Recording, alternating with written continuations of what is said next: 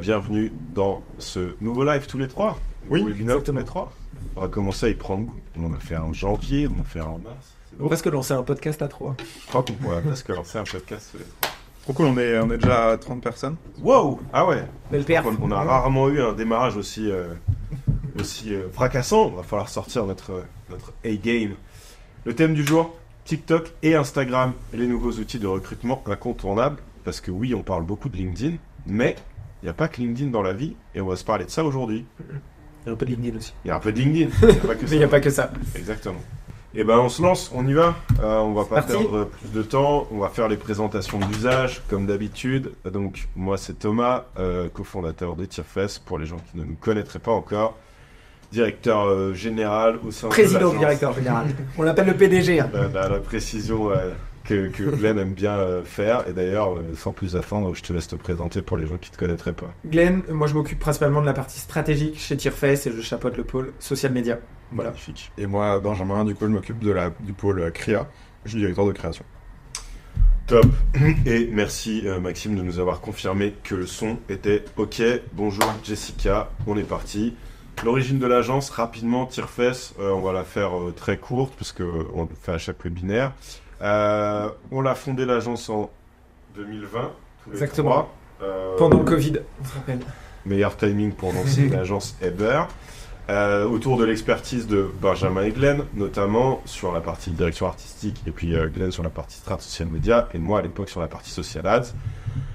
Si on fait avance rapide, 4 ans plus tard, on est un peu plus de 40 et on accompagne une cinquantaine de clients, principalement dans l'agroalimentaire, très majoritairement, quelques clients qui ne sont pas dans ce secteur d'activité-là, et puis avec un parti pris depuis le départ qui était d'internaliser toutes les fonctions chez Tirefest. D'ailleurs, on pourra mettre à jour cette slide parce que Faut que je me décale. ça y est, l'agence a fêté ses 4 ans. Et puis donc, quarantaine de collaborateurs avec aujourd'hui des chefs de projet social media, des vidéastes, des photographes, des monteurs, des motion designers, des graphistes, des traffic managers, des social media managers et des chefs cuisiniers. Au complet. Si on rentre vite dans le vif du sujet, et qu'est-ce qui fait qu'on se parle aujourd'hui, pourquoi on parle de TikTok et d'Instagram comme des nouveaux outils de recrutement, peut-être pour rappeler un peu les enjeux sur le plan stratégique pour les entreprises en 2024 et au-delà. Une marque employeur forte, pourquoi c'est important? Parce que ça permet d'avoir des candidats plus qualifiés, jusqu'à 50% de candidats qualifiés en plus, et vous verrez juste après que la qualification des profils est un des enjeux majeurs pour les entreprises qui cherchent à recruter aujourd'hui dans un contexte tendu. On en sort un peu, mais on était quand même quasiment au plein emploi. Le taux de chômage a été au plus bas depuis 1982, d'après ce que j'ai pu voir. Donc du coup, un contexte tendu en termes pour les entreprises qui cherchent à recruter. Et donc, avoir une marque employeur forte, ça devient impératif. Moins de turnover aussi, 28% de moins. Et puis, des coûts de recrutement. Dans un contexte économique tendu comme celui dans lequel on est actuellement, c'est quand même important. 2 fois moins, des recrutements qui coûtent 2 fois moins cher qu'une entreprise avec une mauvaise marque employeur qui va devoir déployer plus de ressources pour attirer des candidats qualifiés. Donc, c'est important de travailler sur sa marque employeur. Le deuxième constat un peu alarmant, c'est qu'il y a beaucoup d'entreprises, en tout cas qui disposent d'une stratégie de marque employeur, en tout cas qui ont le sentiment de déployer des ressources, des efforts pour travailler sur ce point crucial de leur communication. Mais on a en face de ça des actifs qui ne perçoivent pas les efforts qui sont déployés par leurs entreprises, ce qui est problématique. Donc ça pose la question de savoir si les efforts déployés sont les bons, est-ce qu'ils sont déployés au bon endroit, avec la bonne intensité, et on va pouvoir s'en parler dans le webinaire d'aujourd'hui. Est-ce qu'on communique bien dessus? Exactement. En interne comme en externe. Exactement. Ça. Nous, notre philosophie, et en fait on s'est pas mal penché sur le sujet ces 4 dernières années à travers 2 prismes. Le premier, c'était évidemment les besoins en recrutement de Tirefest, puisqu'on est passé, comme je le disais, de 3 cofondateurs à plus de 40 collaborateurs en 4 ans, donc hyper croissance autofinancée, pas ou peu de ressources, des gros enjeux de recrutement sur des profils qualifiés. Donc on s'est forcément posé la question de savoir comment on faisait pour attirer les meilleurs profils au sein de Tirefest, et puis surtout on accompagne nos clients sur ces sujets-là aussi de plus en plus, puisqu'on a des clients qui ont des besoins, qu'en tant qu'agence social média, on est aussi légitime à accompagner nos clients sur ces enjeux-là, et donc on est de plus en plus sollicité, de plus en plus mobilisé sur ces questions-là. Donc on a un peu sorti le tableau blanc et on s'est dit, ok, qu'est-ce qui fait une bonne marque employeur en 2024? Et puis donc pour continuer sur le fait de savoir pourquoi c'est important, les deux problématiques majeures que rencontrent les entreprises aujourd'hui quand elles cherchent à recruter, c'est un manque de candidats, et deux, des profils inadéquats. Et donc nous, quand on s'est posé la question de savoir pourquoi les entreprises étaient confrontées à ces difficultés-là, la raison majeure la conclusion à laquelle on est arrivé, c'est que la raison majeure pour laquelle elles rencontrent ces problèmes-là, c'est qu'il y a un manque de proactivité et un manque d'anticipation. Et puis le fait d'oublier que la marque employeur, c'est quelque chose qui se travaille au temps long et au quotidien. Et ça, c'est hyper important pour nous, ça fait vraiment toute la différence. Pour prendre une analogie qui parlera peut-être à certains d'entre vous, pour nous, vouloir construire sa marque employeur sur des annonces de recrutement, parce qu'en fait, souvent, quand on discute avec des RH sur comment vous adressez ce sujet-là, c'est on publie nos offres de recrutement sur LinkedIn. Oui, c'est bien, c'est un peu léger, et surtout s'appuyer exclusivement là-dessus. Pour nous, c'est un peu comme vouloir construire une marque entre guillemets commerciale sur des coupons de réduction. Ça se résume, ça témoigne entre guillemets d'une approche qui est assez transactionnelle et qui est très court-termiste. Et donc si l'idée c'est de se dire comment on fait pour poser dès le départ les bases d'une relation pérenne qui fait qu'on va recruter les bons candidats et puis qu'on va aussi réussir à les engager, les fidéliser, on en parlera juste après, c'est pas l'idéal comme point de départ. Et je pense que ça s'appuie surtout sur le fait qu'aujourd'hui, la marque employeur, on oublie qu'il y a un mot marque, c'est-à-dire qu'on doit créer une vraie identité et c'est pas uniquement à coup de campagne de recrutement qu'on réussit à créer une vraie marque. Et je pense que c'est aussi lié aujourd'hui à la composition aussi, c'est-à-dire qu'aujourd'hui un DRH n'est pas non plus toujours en capacité de bien communiquer et pas à les enjeux, mais l'aspect communication des fois est en tout cas un peu moins bien géré, donc il y a un vrai enjeu aussi de ce côté-là. Maîtrise le message, le discours, assez au clair sur les éléments qu'ils ont envie de mettre en avant, mais un peu plus dans le flou sur comment on met en avant ces éléments-là de façon efficace aujourd'hui. Et des fois quand c'est fait, c'est souvent fait de façon un peu maladroite et on milite pour avoir moins de campagnes gênantes. La fin des campagnes. On va se dire les choses. Ouais, oui. Moins de gênance, moins de trucs chiants. Voilà. J'ai fait une grosse veille sur ce qui se faisait et c'est très gênant. Ouais, c'est un peu le royaume du crime. Merci AXA. Comment on fait pour développer son attractivité en 2024 ? Quels moyens est-ce qu'on utilise ? Alors, forcément, on est un peu biaisé parce que le social media, c'est notre quotidien. Pour autant, les chiffres ne mentent pas non plus. Les réseaux sociaux professionnels, LinkedIn en particulier, c'est deuxième source d'information quand un candidat cherche à en savoir plus sur une entreprise juste après le site web de l'entreprise. Pour 29% des personnes sondées, et la proportion est encore plus élevée quand on parle de 18-34 ans, puisque c'est 39% des gens. Et après, on voit que les réseaux sociaux perso, entre guillemets, sont pas très loin derrière, restent dans le top 5 des sources d'information des candidats qui cherchent à se renseigner sur une entreprise, d'où la pertinence d'aller communiquer sur des canaux et sur des réseaux comme Instagram et TikTok, en particulier quand vous souhaitez adresser des audiences qui sont un peu plus jeunes, mais pas que, puisqu'on le sait aujourd'hui, les audiences sont vachement mûries sur ces différents réseaux, Instagram en particulier, mais c'est aussi de plus en plus vrai pour TikTok. Donc ne négligez pas ces canaux de communication qui sont quasiment sûr à 100% sous-investi aussi par sans doute vos concurrents et les personnes qui cherchent à communiquer auprès de ces gens-là. Donc vous avez une belle opportunité aussi d'aller là où ne sont pas vos concurrents et de pouvoir commencer à vous démarquer sur ces sujets-là. Et notre thèse là-dessus, c'est de se dire que les réseaux sociaux, on le voit, les chiffres parlent d'eux-mêmes, sont en perpétuelle évolution, là où les autres vont perdre un peu de terrain, on pense au site web de l'entreprise, au site web recrutement, qui sont surtout plébiscités quand il y a une annonce, mais au temps long, pour cette stratégie au temps long sur la marque employeur, les réseaux sociaux, que ce soit LinkedIn, Instagram, Facebook, TikTok, sont vraiment à plébisciter si on a envie d'avoir une longueur d'avance sur ses concurrents. Notre parti pris aussi depuis le départ, c'est d'essayer d'imaginer des contenus qui vivent assez bien sur différents médiums. C'est pas aberrant du tout de se dire que les contenus que vous avez créés pour vos réseaux sociaux peuvent aussi vivre sur votre site internet, sur votre site carrière, sur des choses comme ça. Donc c'est aussi intéressant de se poser la question de comment on imagine des formats qui demain peuvent vivre aussi correctement ailleurs. Sur le fait de savoir comment on fait pour se démarquer de ses concurrents et comment on fait pour faire la différence, première stat intéressante, 14% des décideurs RH ont recours à des programmes d'ambassadeurs. Ça veut dire que rien que le fait de vous poser la question d'en mettre en place et de formaliser une première ébauche, un premier jet de programme ambassadeur, ça vous met dans le top 14%. Donc c'est pas anodin. C'est-à-dire que rien que cette initiative-là vous permet de prendre une longueur d'avance. Et ensuite, qu'est-ce qu'on met dans ce programme-là ? Qu'est-ce qu'on essaye d'en faire ? Moi, la stat que je trouvais intéressante, c'est 50% des actifs qui font confiance au témoignage d'autres salariés. Donc, mettez en avant vos collaborateurs. On va discuter après de savoir comment on met en avant ces gens-là. Mais rien que déjà, le fait de se dire, on met de l'intention dans le fait de déployer un programme ambassadeur et on se dit qu'au sein de ce programme ambassadeur, on va valoriser nos collaborateurs en essayant d'avoir recours à des formats qui sont un peu créatifs, un peu originaux, qui feront aussi en sorte que les gens vont passer un bon moment en créant du contenu avec l'entreprise, là, vous êtes déjà sur un super point de départ. Clairement.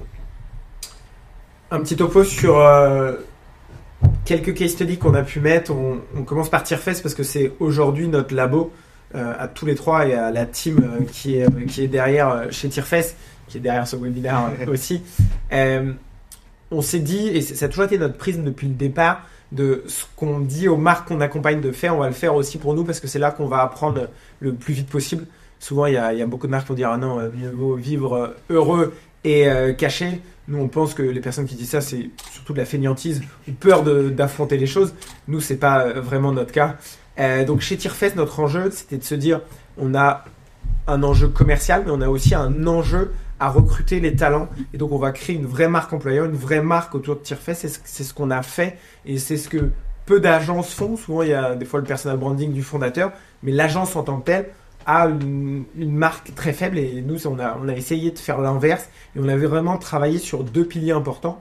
On aurait pu tomber dans l'écueil de faire que du divertissement parce que c'est un élément qu'on aime beaucoup chez Tierfest, mais ça montre pas un élément qui est important, qui est aussi l'expertise qu'on doit avoir. C'est-à-dire que les gens qui rejoignent Tierfest aujourd'hui ont envie d'être dans l'une des meilleures agences social médias de France en toute modestie et d'avoir aussi ce côté bonne ambiance, c'est-à-dire qu'on travaille beaucoup mais dans une bonne ambiance et ça c'était ces 2 éléments-là qu'on voulait valoriser sur notre marque employeur. On a mis 4 exemples qui peuvent répondre un peu à ces éléments-là. Sur à gauche vous avez plus le côté expertise agence où nous aussi on prend la parole en tant que cofondateur et aussi l'expertise collaborateur pour nous qui est important, donc aussi de faire parler les autres salariés, ça a une crédibilité encore plus forte aussi, on l'a vu avec cette stat de 50% des avis et on pense qu'en plus s'ils sont faits de façon authentique, Benjamin vous le dira tout à l'heure, mais arrêter les scripts et les prompteurs est sûrement aussi une bonne solution. Ça me fait écho aussi au format la pause café qu'on a créé là avec Sabrina chez nous, découverte aussi des collaborateurs, comment on crée des moments où on est le plus naturel possible et le plus authentique possible. Puis aussi s'amuser, ça fait aussi partie de notre ADN, donc ça nous correspond. Ça correspond pas forcément à toutes les entreprises. Toutes les entreprises ne doivent pas faire du divertissement sur leur marque employeur. Ça correspond à certaines entreprises, mais pas à toutes. Vous recrutez, je sais pas, des ingénieurs X, peut-être qu'il y a l'expertise un attrait plus important. Ça, c'est des éléments sur lesquels on travaille beaucoup pour nos marques. Mais vraiment, soyez spécifiques sur votre marque. Réfléchissez comme un persona qu'on peut faire en marketing. Et c'est quoi les éléments sur lesquels vous allez pouvoir appuyer pour tomber juste. Et aussi en complément, juste pour que vous ayez en tête, en fait, on a pensé les formats aussi avec les besoins de la structure au niveau communication, mais aussi suivant les personnes s'ils étaient à l'aise ou pas devant une caméra. Où en fait, on a toujours un peu ce niveau en tête de se dire qu'en fait, on crée des formats pour toute l'entreprise. Vraiment, pas forcément que pour les personnes qui sont à l'aise devant une caméra pour parler d'expertise, etc. Des formats un peu plus ludiques, des formats aussi qui vont être divertissants. Je prends l'exemple de Sabrina sur découverte des collaborateurs, etc. Où là, c'est vraiment une conversation du coup avec Héloïse qui elle est de l'autre côté avec qui pose les questions, etc. C'est important de casser un peu ce côté j'ai peur de parler devant une caméra, j'ai peur de dire des bêtises. En fait, on va créer du montage, on va couper certains passages, etc. Et surtout, on va faire parler le collaborateur et on va avoir vraiment un ton journalistique. Toujours avec un côté un peu fun, décalé qui correspond à l'ADN de Tierfest, mais vraiment avoir ce côté, on fait parler les gens et on les dirige, on les aide. Souvent les entreprises, quand elles font ce genre de contenu, elles laissent la personne derrière une caméra et ils font « vas-y, dis !» Démerde-toi. Et souvent, c'est gênant. Voilà ton script. Ouais, exactement. Ouais. Et ça marche rarement. Il faut faire attention à ça parce que quand on met un collaborateur face à « regarde ton script, apprends-le, t'es devant la caméra, t'es gêné », mais en fait, ça va pas fonctionner. Déjà parce que ça va être gênant. 2, la personne va pas aimer le moment et donc va pas vouloir le refaire. Donc ça va créer aussi le fait qu'elle va dire « bah non, c'était gênant ». Et en plus, cette personne-là va se faire chambrer là-dessus. Et donc ça va pas fonctionner. On le voit, on l'a pas mis en case study là, mais j'en parlais ce matin avec Donna. En fait, il y a de plus en plus de gens maintenant qui veulent apparaître sur les vidéos parce que déjà on est sympa quand on vient sur un tournage, c'est quelque chose qui est important. On guide, mais sans trop scripter, et surtout on adapte les formats aux personnes. Et ça, c'est ce qu'on a appris aussi avec Tierfest. On parlera un peu après de la mesure des retombées de ce genre d'initiative, KPI, etc. Mais pour vous donner un ordre d'idée, qu'est-ce que ça génère aujourd'hui pour Tierfest ce genre de dispositif? On a eu des choses assez fortes là récemment en janvier, on recrutait un graphiste, on a mis l'annonce en ligne, en 48 heures, on a reçu 200 CV, on a été obligé de couper l'annonce parce qu'en fait, on n'arrivait même pas à suivre et à analyser les profils, à faire des retours rapidement aux candidats. C'est quasiment une quarantaine de candidatures spontanées par mois sur le site carrière de Tirefest, avec des profils qui sont globalement plutôt très qualifiés. C'est des sollicitations aussi au quotidien sur les différents réseaux de l'entreprise. On reçoit régulièrement des DM sur Instagram pour où est-ce que je peux postuler, à qui je peux envoyer mon CV. Moi, j'en parle même pas. C'est tous les jours, je reçois des demandes de est-ce qu'il y a un poste, est-ce qu'il y a des trucs à voir, etc. On se demande toujours comment ils trouvent notre numéro de téléphone aussi. Voilà, Glenn reçoit régulièrement des appels sur son téléphone perso. Donc, en tout cas, en termes de puissance et de retombées, parce que c'est quand même l'enjeu. Il n'y a pas l'enjeu business, il y a évidemment la partie image, notoriété, etc. Mais il y a aussi les enjeux business stratégiques de l'agence. Là-dessus, le cahier des charges est rempli. Moi, je suis toujours assez étonné de voir aussi le nombre de candidatures spontanées, parce que voilà, quand il y a un besoin et qu'il y a des gens en recherche, le matching se fait assez naturellement. Mais par contre, un indicateur qui ne trompe pas pour moi, c'est les messages qu'on reçoit sur le compte Instagram, c'est les messages que je reçois sur LinkedIn et c'est le nombre de candidatures spontanées qu'on a sur le site carrière qui pour moi sont des indicateurs assez forts. Et ça répond souvent, je trouve, à cette notion de qualification des candidats qui, quand ils viennent candidater en dehors d'une annonce, sont souvent pertinents. Et donc nous, ça nous permet aussi de réduire tous nos coûts en acquisition de nouveaux collaborateurs derrière. Un autre exemple sur B&B Hotel, donc voilà, une chaîne bretonne qui rayonne aujourd'hui au national et à l'international, donc on est très fiers d'accompagner, qui est un peu en dehors aussi de nos prismes agroalimentaires. Je vais vous montrer tout de suite les contenus et la problématique qu'on a sur B&B Hotel.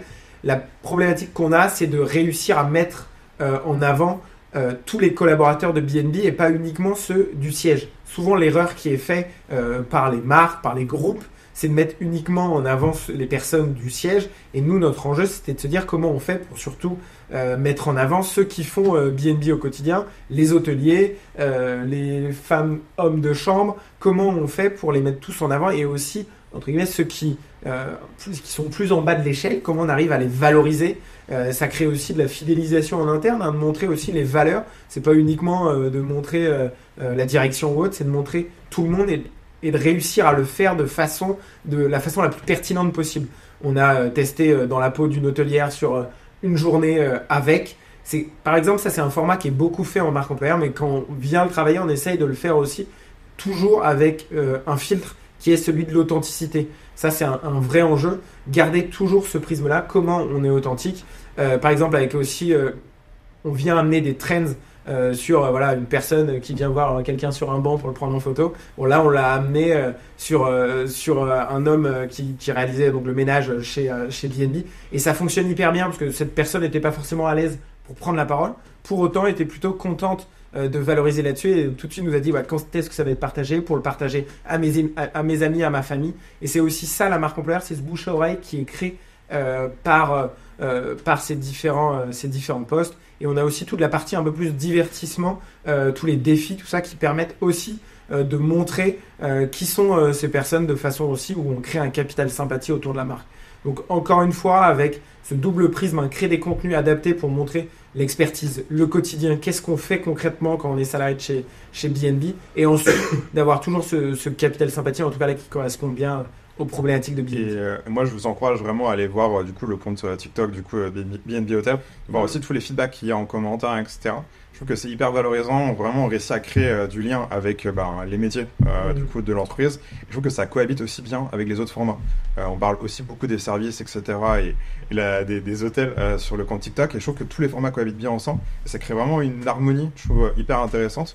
Donc souvent, on a peur de se dire que la marque employeur, on va la laisser vraiment sur LinkedIn. Ces contenus-là vont performer sur LinkedIn, vont ultra performer sur TikTok et Instagram aussi. Donc vraiment l'avoir en tête. Et il y a des typologies de personnes qui ne sont pas du tout sur LinkedIn, qui sont sur Instagram, sur Facebook ou sur TikTok et qu'on doit aussi aller chercher sur ces réseaux.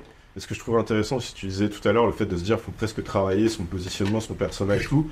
Si je prends l'exemple de Tirefest, un des drivers principaux, ça a été cette notion d'expertise. Après, on est venu l'enrober avec quelque chose qui nous correspond en termes d'image et qui soit cohérent par rapport à la culture d'entreprise, etc. Là, par exemple, sur B&B, si je devais résumer en un mot, c'est service. Ce qu'on met en avant, c'est vraiment l'importance et le soin qui est apporté au service et à l'expérience client à tous les niveaux. Donc, c'est-à-dire que ça transpire aussi énormément à travers les contenus. qui sont créés et donc par extension à travers la marque employeur. Et quelque part, ce que ça renvoie aussi, c'est voilà ce qu'on aspire à faire, voilà ce qu'on cherche à créer en termes d'expérience client chez Me&Me. Est-ce que tu as envie de participer à ce truc-là? Si oui, t'es bienvenu. Si par contre c'est un truc qui te parle pas, vaut peut-être mieux pas que tu postules chez nous, quoi. Il y a un truc aussi qui se fait de filtre, entre guillemets. Si on est très intentionnel dans ce qu'on donne à voir et dans ce qu'on met en avant sur ces contenus marque employeur, c'est aussi ça qui permet de s'assurer qu'on a non seulement des profils qualifiés, c'est-à-dire en termes d'expertise, mais aussi le fit avec la culture de l'entreprise. Ça, c'est hyper important. Un élément aussi que j'aimerais ajouter sur cette notion aussi de défi, souvent quand on en parle à des RRH, des RH, ils disent est-ce que c'est pas gratuit, est-ce qu'on le fait pas pour le faire parce que c'est la tendance? Non, en fait ces défis nous permettent derrière de venir passer des messages sur comment ça se passe concrètement. En fait c'est surtout une bonne excuse pour faire passer des messages très authentiques. On n'oublie pas qu'on est des communicants et qu'on doit faire passer des messages. Le faire de cette façon-là est pour nous souvent une bonne façon de réussir à faire passer le bon message. Sur une autre case study qui était sur un autre profil, une problématique Inaport, le port français est venu voir comment on fait pour valoriser le métier d'éleveur de porc. Aujourd'hui, il y a un déficit en recrutement chez les plus jeunes. Aujourd'hui, il y a beaucoup d'élevages qui ferment, mais peu qui sont repris. Comment on revalorise cet élevage, autant bien sûr dans la consommation de porc, mais aussi dans le métier d'éleveur de porc. Et donc là, c'était plutôt sur une cible plus jeune. Donc, on est parti là sur Twitch avec un enjeu qui était de comment on fait pour valoriser ce métier-là. Souvent, ce qui se passe, c'est qu'on amène les influenceurs à aller dans les élevages de porcs, mais c'est quelque chose qu'on a vu énormément, qui a été refait. Et donc, nous, on s'est dit comment on fait pour réfléchir un peu différemment. Et en fait, on a amené les éleveurs chez les influenceurs pour on a reproduit avec le Bouzeux donc un élevage de porcs sur Minecraft. Ça a été pendant 3-4 heures de live. Une bonne excuse pour échanger sur le métier. Je crois qu'on a eu un peu plus de 100 000 personnes en direct, 2 millions de vues, 4 millions d'impressions. C'est-à-dire que les chiffres ont aussi été énormes sur une plateforme Twitch, pour ceux qui connaissent. Faire 100 000 personnes en direct, c'est quand même assez énorme. Sur donc, un éleveur là plutôt jeune, pour parler aux plus jeunes. Puis aussi une éleveuse de porc qui avait qui était un peu plus âgé, mais qui est venu sur un univers un peu plus cuisine, avec gastronomique, où en fait on a pu parler de l'élevage, mais aussi de façon aussi naturelle, et ramener aussi cette notion de cuisine, c'est-à-dire pourquoi on élève aussi en France des porcs, c'est aussi pour cet aspect culinaire. Et donc là, ça montre aussi comment chez Tierfest on réfléchit un peu différemment pour être le plus pertinent possible et avoir les meilleurs chiffres possibles. On ne fait pas comme les autres, on répond à votre problématique avec un angle différent, ce qui est malheureusement peu fait aujourd'hui en marque employeur. En fait, le niveau moyen de la com marque employeur est relativement bas, plus bas que la com plus commerciale sur les marques produits. Le niveau est beaucoup plus élevé sur les marques produits que sur la com RH. Et donc on se dit que faut pas que la com marque employeur reste le parent pauvre. Vous pouvez réfléchir différemment, c'est pertinent. Et sur le papier, c'était un sacré défi d'être en live, en direct, sur Twitch, etc. Ouais. Parler sur un sujet plutôt sensible. Exactement. Et en fait, on a vraiment pris le temps en amont de pouvoir réussir à cadrer le projet, etc., réussir à créer une conversation. Et je vous invite, pareil, à aller voir les rediffs des contenus, etc. Regardez les commentaires, dans le chat en direct, tous les commentaires. Les gens s'intéressaient vraiment au métier. Et les deux éleveurs ont vraiment pu parler avec passion et parler un peu de leur futur, etc. Et je trouvais ça hyper intéressant. Versus des contenus qui sont ultra produits, ultra scriptés, qui derrière sont beaucoup moins authentiques. Et là-dessus, un point intéressant à relever, je pense que c'est vrai des éleveurs, mais on travaille beaucoup avec des coopératives agricoles et on voit que les gens ont envie de prendre la parole. C'est juste qu'on leur donne pas l'opportunité et qu'on les accompagne pas à le faire correctement. Et je pense que c'est vrai dans beaucoup d'industries. Je pense qu'il y a plein de gens qui ont envie aussi de démocratiser leur métier, d'expliquer ce qu'ils font, de faire de la pédagogie autour de leur quotidien, etc. Il y a plein d'histoires de dingue. C'est juste qu'en fait, aujourd'hui, on leur en donne pas l'opportunité, ou quand on leur donne l'opportunité de le faire, ils sont pas accompagnés. Et nous, notre enjeu, c'est vraiment de nous dire comment on imagine des expériences qui vont faire en sorte que des gens soient dans les meilleures conditions pour parler de leur métier. Mais les gens ont envie de parler de ce qu'ils font. Il y a plein de gens qui ont envie de parler. Ils sont fiers. Et ils sont fiers. Et cette notion de fierté, ça transparaît. Exactement. Benito. Ouais, et bien sûr, là on a parlé de la communication à long terme. On veut vraiment réussir à valoriser du coup la marque employeur sur vos réseaux sur le temps long, réussir à fédérer les communautés et avoir un vrai impact. Vous pouvez pas faire ce webinaire sans vous partager quelques formats quand vous voulez faire vos annonces de recrutement. Je trouvais ça bien de faire une petite veille et vous présenter ce qui performe et ce qui marche sur les réseaux sociaux. J'aime bien le premier format, c'est le format un peu sans chichi. C'est juste faire savoir à votre audience que vous recrutez. Donc, faut vraiment aller direct à l'essentiel. Hein. Vous pouvez voir l'exemple à gauche. On parle clairement du taux horaire, etc. Et à droite, juste un format un peu plus esthétique qui reprend les codes de recrute. On peut le voir dans les centres commerciaux, etc. L'ancienne, quoi. L'ancienne. Dans ta boulangerie, tu avais ça. Comment on digitalise les réflexes qu'on pouvait avoir Ce qui est important, c'est que visuellement, on comprenne en très peu de temps qu'on recrute. Autre format que moi j'aime bien, c'est que c'est plus pour réussir à valoriser du coup l'expérience au sein de l'entreprise. Donc à gauche, je vous encourage à aller vraiment voir ce compte. Je trouve assez cool dans le sens où c'est quelqu'un qui se filme en caméra cachée pour convaincre son patron qu'il faut recruter un alternant ou une stagiaire, etc. Et je trouvais ça intéressant de réussir à avoir le côté authentique à 200%. Je trouve que le format marche bien avec le PowerPoint, etc. Et à droite, plutôt en mode coulisses. Donc en fait, chaque écran correspond du coup à des passages de la vie de l'entreprise. On voit directement en quelques instants le mood de cette boîte et je trouve ça très très cool pour n'importe quelle entreprise qui veut partager un peu son univers, etc. Le vrai enjeu, c'est vraiment l'authenticité. On échange de plus en plus avec des RH, des RH qui veulent tout contrôler, qui ont des fois un peu peur de tout parce qu'on est sur des sujets sensibles, mais des fois de laisser un peu de liberté. Après, il y a du montage, il y a du contrôle avant que ça sorte. Laisser la liberté dans la forme, le fond peut être contrôlé, mais dans la forme, ça amène des contenus quand même beaucoup plus authentiques que ce qui est souvent produit en marque employeur. Donc faites attention quand même à rester toujours authentique et à pas vouloir tout contrôler. Ce que je trouve intéressant avec le format de gauche, juste pour revenir sur celui-ci, c'est aussi que on n'y pense pas forcément, mais la communication marque employeur se prête aussi à l'utilisation de techniques qu'on fait leur preuve. Là, c'est ni plus ni moins que du storytelling. C'est j'ouvre une boucle au départ, est-ce que je vais réussir à convaincre ma boss de me permettre et ensuite je déroule la trame avec tout l'arc narratif que je vais pouvoir venir mettre derrière pour essayer de faire en sorte d'avoir un max de rétention. Je vais introduire les personnages, les gens vont créer du lien avec ma boss, avec moi, ils vont se sentir concernés, etc. Et en fait, c'est hyper intéressant de voir que les techniques qu'on applique assez facilement à la communication produit, etc. ont aussi leur place dans la communication RH marque employeur. Ce type de contenu peut paraître banal, mais en fait, ça peut montrer le type de management qu'il y a dans l'entreprise. Exactement. Ça peut montrer beaucoup de choses derrière. Et c'est là où on doit être aussi, en tant que communicant, hyper subtil. C'est-à-dire, on va réussir à glisser des messages comme ça, un peu indirects, où les gens vont se dire j'ai pu voir ça, c'était peut-être pas forcément voulu. Et en fait, si c'est voulu, et c'est là où on est bon. Sur les deux formats, ce qui était intéressant, j'aurais dû vous faire un screen des commentaires, etc. Mais en fait, les gens disaient j'ai trop envie de bosser chez eux, etc. Sur un autre format que je trouve intéressant, c'est comment on détourne des tendances. Donc en fait, vous allez voir sur TikTok, comme ça, il y a beaucoup de tendances qui arrivent, etc. Et souvent, en fait, les personnes vont rester sur le côté divertissement. Je pense qu'on peut les détourner. Hein. Je prends l'exemple du coup de la tendance sur Love Actually. Typiquement, on peut réussir à le détourner et à l'utiliser pour réussir à parler de recrutement.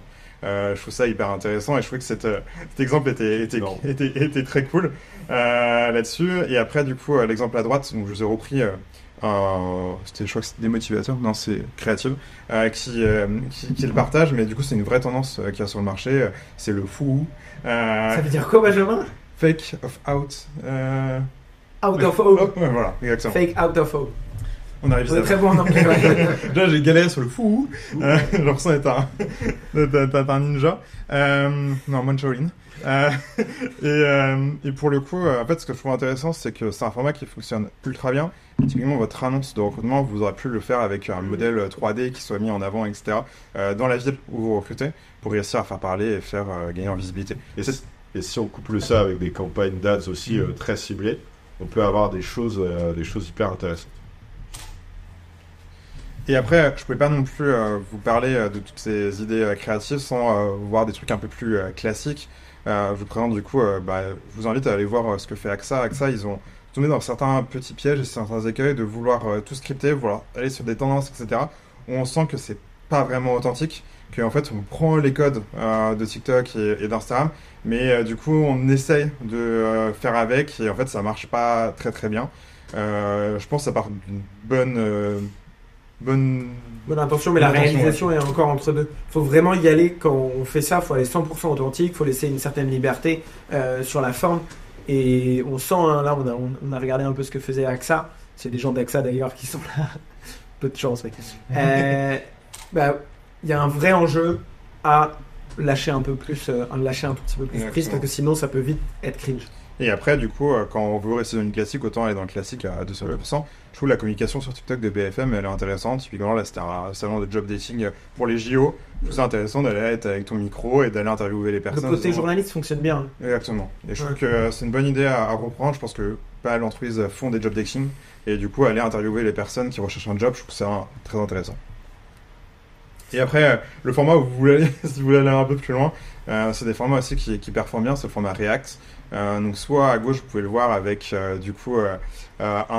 influenceur US streamer qui du coup, en fait ils ont repris son image pour faire un React du coup à une offre Carrefour sur Indeed que je trouvais intéressant pour réussir à prendre un côté un peu viral et faire connaître du coup votre offre. Et à droite, le format un peu plus détaillé. Donc là, c'est de manière négative parce que du coup c'est un mec qui réagit du coup au JO de Paris, mais je pense qu'on peut le faire de manière très positive. Du coup, soit on demande à un influenceur de réagir du coup à cette offre, soit derrière en interne, on peut aussi. Quelqu'un qui est déjà en poste sur ce poste-là, tu vois, je cherche mon collègue et tu vois, ça pourrait aussi être des choses authentiques. Mais ça permet aussi d'arriver dans le feed de tous les utilisateurs, etc. C'est-à-dire, putain, mais en fait, ils sont un peu différents. Clairement. J'en parlais rapidement tout à l'heure, mais on n'oublie pas aussi les enjeux derrière, les enjeux d'entreprise, entre guillemets.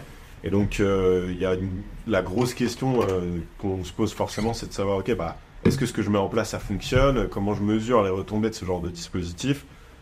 Pour nous, en tout cas, il y a plusieurs indicateurs qui sont intéressants, avec 3 objectifs principaux qui sont évidemment d'attirer, donc commencer à fédérer une communauté, attirer l'attention de talents et de potentiels collaborateurs de l'entreprise. Il y a évidemment l'impact que ça va avoir sur les process de recrutement. Et ensuite, il y a cette notion d'engagement et de fidélisation. Pour chacun de ces 3 objectifs, j'ai mis un certain nombre de KPI qui sont des choses qu'on peut mesurer et qu'on peut suivre. Et je trouve qu'il y a à chaque fois des choses intéressantes à tirer sur la notion d'attraction. Par exemple, se poser la question de la qualification de l'audience. Nous, on le voit, par exemple, sur notre page LinkedIn, on voit qu'on a en gros 2 pools d'audience qui se démarquent assez fortement. On va avoir nos prospects, donc les gens avec qui on peut travailler. Donc là, on le voit dans le secteur d'activité agroalimentaire, sur les intitulés de postes, etc. Mais on voit aussi beaucoup de professionnels de la communication, jeunes professionnels de la communication qui suivent la page de Tirefest, soit pour faire leur veille, mais aussi potentiellement pour se tenir au courant des actualités de l'agence et éventuellement des besoins en recrutement qu'on pourrait avoir. Et puis après, sur le reste, entre guillemets, de l'entonnoir, on va dire, il y a des choses qui sont assez parlantes. Je faisais un post LinkedIn il n'y a pas longtemps sur le fait que quand j'ai recruté notre premier CDI il y a 4 ans, j'ai reçu 12 CV et que 4 ans plus tard, quand on poste une annonce, on en reçoit 100, 150, 200 en fonction du poste. Donc ça, c'est des indicateurs qui ne trompent pas, et c'est ce qui me fait dire aussi que tout le travail fait depuis 4 ans porte ses fruits. Évidemment, le pourcentage de profils qualifiés, le temps moyen qu'on va recruter pour un poste, et puis après sur la notion d'engagement, de fidélisation, il va y avoir tout ce qui va toucher au turnover, la fidélité, l'ancienneté entre guillemets des collaborateurs. Est-ce qu'on arrive par le biais de ces dispositifs-là? Et évidemment, la marque employeur, c'est une brique parmi beaucoup d'autres, parce qu'on sait très bien que l'engagement et la fidélisation des collaborateurs ne s'appuie pas exclusivement sur ça, mais ça peut être un levier parmi d'autres que vous pouvez mettre en place. En tout cas, c'est intéressant de se poser la question de savoir comment ce levier-là peut contribuer à ces enjeux-là et à ces objectifs-là. Et donc là, pareil, je vous ai mis un ou 2 indicateurs, mais pour nos amis RH qui regarderaient le live, il ne vous apprend pas grand-chose. La surprise. Tirefest a accouché d'un nouveau bébé ou alors une nouvelle petite sœur plutôt ouais, c'est plus simple qu'un accouchement. Une nouvelle agence dédiée à la marque employeur. Aujourd'hui chez Tirefest, on est dédié au monde de l'agroalimentaire. De plus en plus, on travaille sur ces produits, cette problématique là. C'est l'émotion, on va dire. C'est l'émotion de l'accouchement. Exactement. Cette problématique de la marque employeur, ça fait 1 an qu'on travaille dessus en bac, et on avait envie vraiment de lancer une nouvelle offre. Ça va s'appeler Pile Poil. Tirefest lance Pile Poil. Une nouvelle offre où on devient aussi spécialiste de la marque employeur. On a toujours envie chez Tierfest, quand on répond à une problématique, d'être le plus pertinent possible. Et c'est vrai que depuis 1 an, c'est un sujet qui nous excite beaucoup. On se rend compte qu'il y a beaucoup de choses à faire. Et on s'est dit, bon voilà, maintenant c'est le moment de sortir aussi cette offre-là avec des clients qui nous font déjà confiance. On peut faire une petite annonce sur le groupe Le Duf là, qu'on a signé là récemment et donc sur lequel on va bientôt commencer à travailler là-dessus. Donc on a aussi beaucoup de choses qu'on va sortir là. Je pense aussi à un Donat. On travaille aussi là-dessus. Donc on est hyper content de lancer ça. N'hésitez pas à aller sur le site et nous faire vos feedbacks. C'est un peu l'annonce officielle sera la semaine prochaine. Là, c'est juste pour ceux qui sont restés jusqu'au bout. Il y a un petit lien du site dans le chat. N'hésitez pas aussi à nous faire vos feedbacks. C'est voilà, nouveau site, nouvelle offre. On est toujours à l'écoute chez Tierfest. On est toujours dans la co-construction. Voilà, on est hyper content de lancer cette offre-là. On pense qu'il y a vraiment quelque chose à faire aujourd'hui en France sur cet univers-là. Donc, on a hâte d'aller mettre un petit coup de pied dans la fourmilière. Et exactement comme on a structuré des équipes autour d'une expertise métier sur Tierfest avec le recrutement des chefs, etc. L'ambition, c'est aussi d'avoir des ressources qui vont être dédiées à ces sujets-là. Donc, on est en train de travailler sur le mapping de l'organisation, gentiment mais sûrement. On est très content aussi de voir que certains des collaborateurs de Tierfest ont manifesté un intérêt pour cette nouvelle division, ont envie de se mobiliser sur le sujet, ce qui est très cool puisque c'est des gens qui ont déjà travaillé sur ces sujets-là pour nos clients actuels. Mais l'idée, c'est d'avoir aussi assez rapidement des ressources dédiées qu'on va pouvoir mobiliser là-dessus. On s'entoure aussi de partenaires sur ces sujets-là pour continuer à monter en compétences, à être toujours plus pertinent dans les recommandations qu'on peut faire. Et donc là-dessus, c'est quelque chose qu'on est en train de structurer et on va reprendre le playbook Tierfest avec une grosse dose d'expertise. Et nous, ce qu'on va amener, c'est ce qu'on sait faire sur la communication sociale média. Parce que ouais, on sait que dans cette brique communication marque employeur, il y a un gros enjeu sur la brique amont, sur la brique RH, qui n'est pas une brique qu'aujourd'hui on maîtrise. Ce sont des personnes spécialisées en RH avec qui on va s'associer pour travailler sur cet amont et être sûr que nous, quand on vient communiquer, on communique sur les bonnes choses et c'est pas même type que du greenwashing, que ce soit pas du RH washing. Et donc on aura un enjeu après. Par contre, nous sur la communication social média, voir comment on fait des choses un peu différentes. Notre postulat, c'est vraiment de dire on ne va pas apprendre aux RH à faire leur métier. Par contre, notre travail, c'est vraiment de valoriser ce qu'ils font déjà très bien. Et c'est là où nous, on pense qu'on a vraiment de la valeur ajoutée à apporter. Et c'est comme ça qu'on a envie de se positionner. Et pour ceux qui veulent nous contacter aussi pour échanger sur Pile Poil, n'hésitez pas. DM, téléphone, tous les moyens sont bons pour nous joindre. Et il y a un joli formulaire sur le site de Pile Poil. Exactement. Et Lorraine a envie d'éternuer et elle se retient. Tu peux y aller si tu veux. On a fini, ouais. Donc, merci, vous avez été hyper nombreux. Merci à tous d'avoir été présents. Toujours plus de 60, c'est top. Encore une fois, si vous voulez accéder au lien de la presse, mettez-nous votre mail dans le chat. Vous pouvez aussi contacter éventuellement Lorraine, qui reviendra vers vous avec tout ça sans problème. Le lien du site est en commentaire et on attend vos retours. Clairement. Ciao. Salut l'équipe. Magnifique. Bien. Bel accouchement. Finito. C'est bon.